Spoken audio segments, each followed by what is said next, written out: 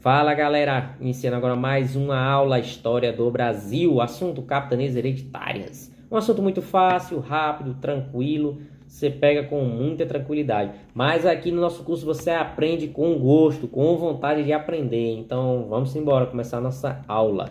Quer mais vídeos como esse? Tá com alguma dúvida? Deixa aqui nos comentários. Link das nossas redes sociais tá aqui embaixo também. Siga nossa página aqui no YouTube para fortalecer. E quem está recebendo esse vídeo pelo YouTube, ainda não está acessando nossa plataforma, clica no link aqui abaixo, vai ter links para você ser direcionado, certo? Nosso assunto, capitanias hereditárias. Onde é que a gente está? Vamos contextualizar você que está perdido aí, chegando agora e calma, tem espaço para todo mundo aqui. Estamos trabalhando com o Brasil pré-colonial, essa é a primeira aula do Brasil colonial, que foi as capitanias hereditárias. O Império Português tinha acabado de descobrir o Brasil, né? Começou a explorar e agora queria uma forma para colonizar, certo? Lembrando que para que serve a colonização? Ele queria explorar de forma que povoasse e defendesse o novo território da sua nova colônia. Então os pilares são esses dois, é a defesa e o povoamento desse novo território. Vocês podem ver aqui que ele foi dividido em 15 faixas de terra a serem distribuídas aos donatários, que eram nobres locais lá do Império Português, ricos, muito ricos, que tinham dinheiro para bancar essa expansão, esse povoamento.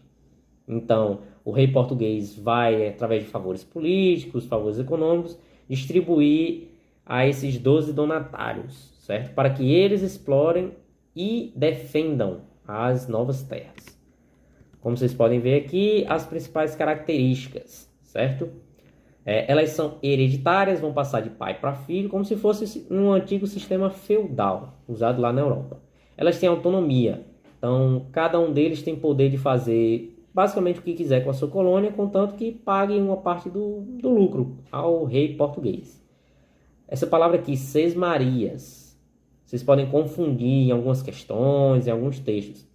Sesmarias são pequenas faixas de terras que os capitães donatários podem distribuir dentro das suas capitanias, certo? Não confundir sesmaria com capitania. Sesmaria seria uma fazenda, por exemplo, ou uma pequena cidade. Ele vai dar aquele terreno ali, aquele territóriozinho para um filho, para um chegado dele, certo? Pode ser um capitão do mato dele ou alguém que ajudou ele a tratar com alguma tribo indígena. O povoamento ele se deu basicamente no litoral, porque naquela época não tinha estradas. Estamos falando em 1530, 1540. Então, todos os produtos saíam da terra e eram destinados pelos portos para a Europa. Então, as cidades mais próximas do litoral são as que vão ser povoadas, são as que vão evoluir realmente. Como vocês podem ter exemplo, a cidade de Recife surgiu nessa época, certo? E a cidade de São Vicente, próximo ao estado de São Paulo. A cidade de Salvador também vem surgir dessa época, são todas cidades litorâneas, certo?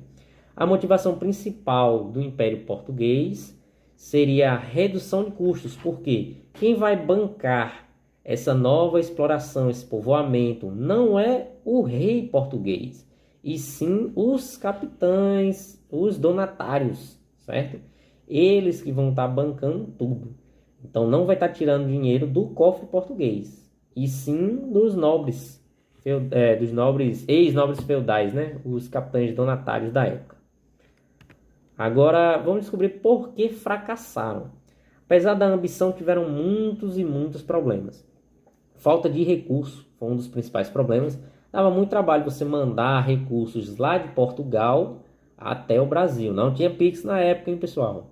Então tudo tinha que vir de navio. Eram cerca de 2 meses de viagem. E o dinheiro dos nobres não era suficiente para bancar toda essa exploração. Alguns conseguiram tirar lucro, mas a maioria não conseguiu.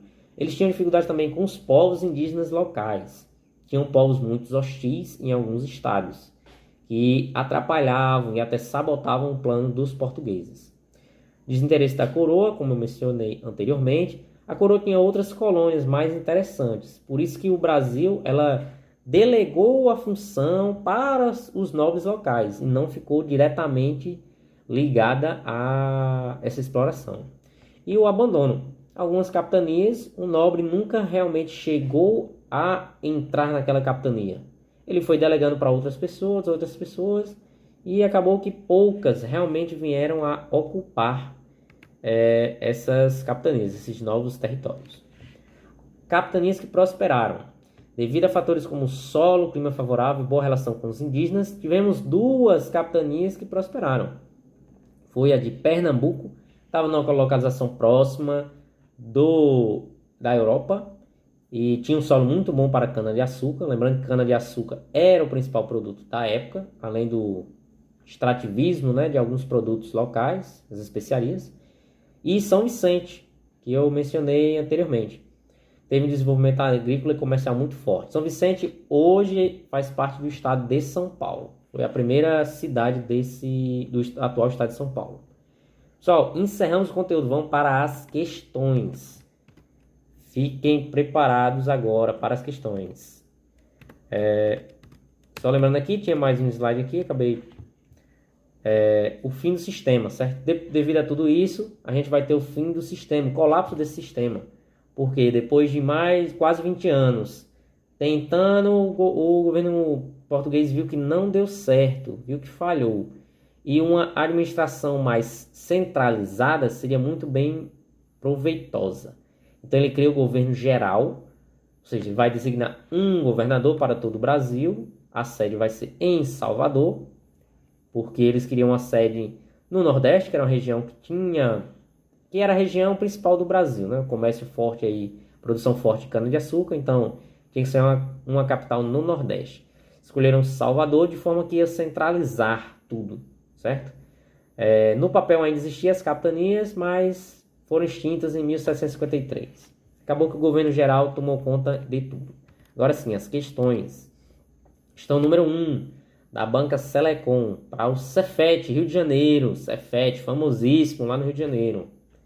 O mapa ao lado apresenta a primeira divisão territorial brasileira, estabelecida no início do período colonial. Aqui tem a data. Ela é denominada de... Pessoal, vocês aprenderam agora, não confundir, certo?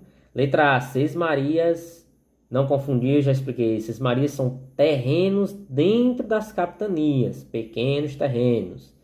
O que seriam hoje fazendas, certo? Hectares de fazendas. Isso são as Sesmarias. Então, letra A errada. Vice-reinados não tem nada a ver. Vice-reinados foi na Espanha. Macro-regiões não tem nada a ver. Macro-regiões é o que o IBGE chama hoje as cidades brasileiras.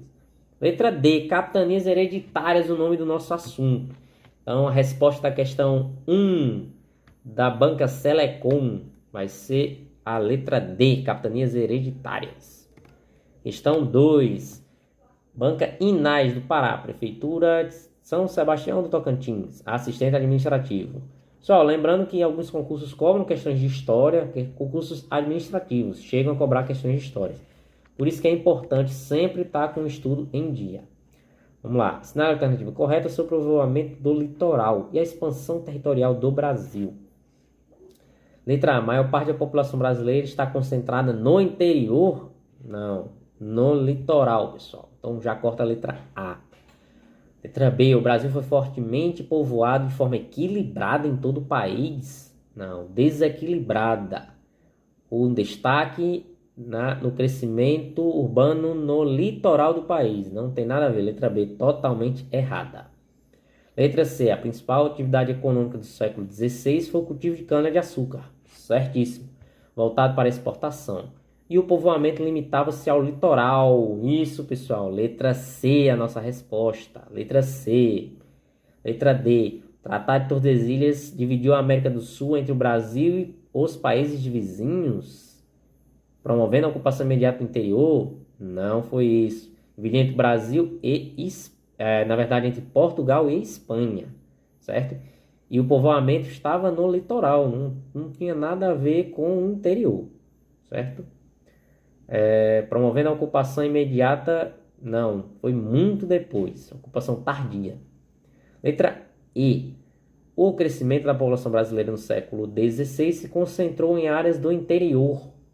Não, negativo, pessoal, errado. Ao litoral, assim como a gente já viu. Pessoal, finalizamos nosso capítulo Capitanias Hereditárias. Continue no nosso curso. Você que não está no nosso curso, mas quer aprofundar os conteúdos, vê o link aqui embaixo que eu vou disponibilizar. E segue aqui, ó, tem mais vídeos aqui do lado, clica aqui nos recomendados, vamos aprofundar nossos estudos. Vamos embora rumo à aprovação. Valeu!